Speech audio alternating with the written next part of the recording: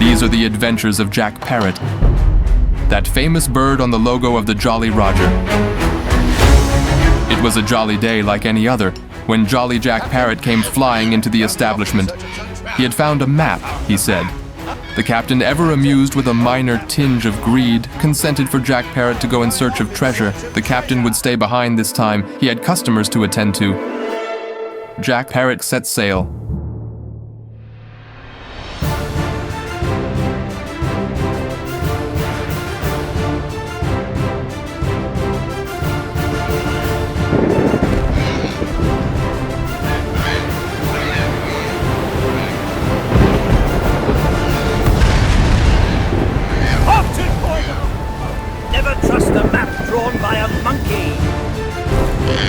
Why did the parrot cross the sea? Because a monkey gave him a crooked treasure map.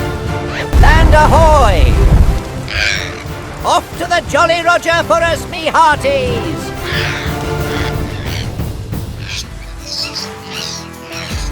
In the heart of Paternoster, along South Africa's west coast, you will find the Jolly Roger. Come inside to enjoy a great sea view, delicious simple food, and an ice-cold drink in a friendly, warm atmosphere. That was wild!